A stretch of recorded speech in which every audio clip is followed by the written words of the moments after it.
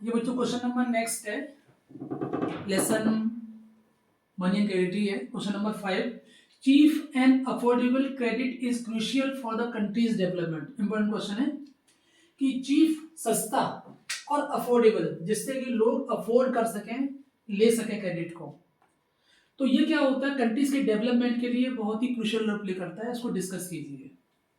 तो सबसे पहली बात ये है कि यदि हम चीप एंड अफोर्डेबल क्रेडिट होगा तो it lead to the higher income. इससे इनकम कैसी होगी बच्चों? हायर होगी। पहली बात इसमें ये है, हायर इनकम को ये एक तरीके से लीड करता है।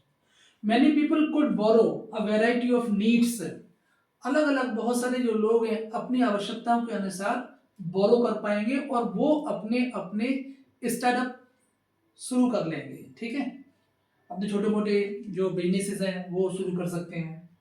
तीसरी बात है, it enables more investment that results in the acceleration of economic activities. ये क्या करेंगे? इन्वेस्टमेंट करेंगे।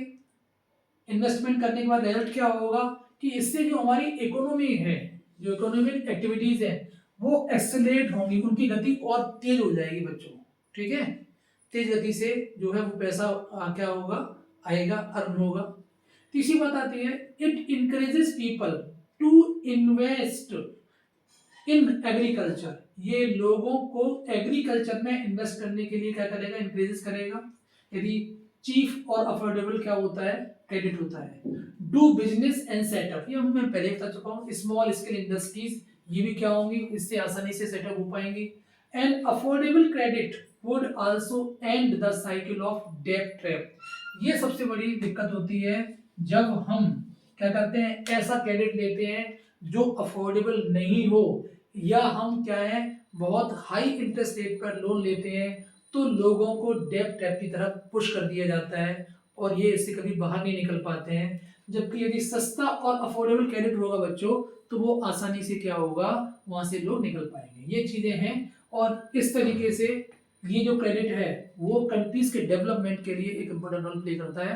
क्वेश्चन नंबर नेक्स्ट हमारा है, poor household are still dependent on informal source of credit. ये बच्चों बड़ी विडंबना है, दिस इज वेरी आयरनी, कि बेचारे जो गरीब लोग हैं, ओके, जिनके पास आमदनी के सोर्स नहीं है, ठीक है, अप्रोचेस नहीं है, वही उनके लिए लोन होना चाहिए कायदे से, लेकिन वही लोग इनफॉर्मल सोर्सेज पर डिपेंड करते हैं। इस बात पर डिस्कस कीजिए। ओके, एक तरीके से ये इस वजह से हमारा जो कंट्री है थोड़ा सा जो इकोनॉमिक ग्रोथ जो है जो और तेज हो सकती है, लेकिन इसकी वजह से नहीं हो पा रही है क्योंकि जो हमारे पुअर हाउस होल्ड है वो ज्यादातर इनफॉर्मल सेक्टर्स पर सोर्स के लिए लोन के लिए डिपेंड रहते हैं। तो पहली बात यहाँ पर यह है, it is difficult to take loan from the formal sector.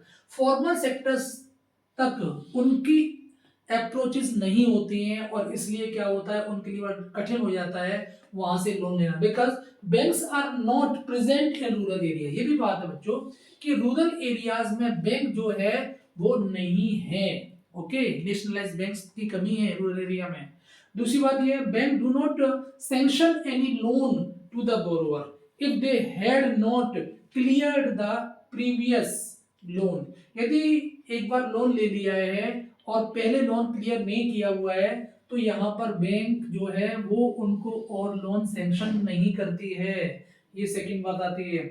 Informal sector such as money lender know the borrowers personally so they can provide loan with collateral, without collateral and banks cannot. okay, यहाँ बच्चों without होगा। ठीक है, इसलिए क्या होता है जो इनफॉर्मल सेक्टर्स में क्या होता है बच्चों कि जो मनी लेंडर्स होते हैं वो जानते हैं बोरोवर्स को, ठीक है, और इसलिए कोलेटरल नहीं भी है तब भी वो उनको लोन दे देते हैं, जबकि बैंक्स में ऐसा नहीं होता है। बैंक में कोलेटरल आपको सबमिट करना ही होगा। ओके, इसमें बात आती है यहाँ पर नेक्स्ट जो है, and another reason for lack of knowledge and proper awareness of the formal sector such as banks. एक और कारण है इसका, वो है लैक ऑफ नॉलेज।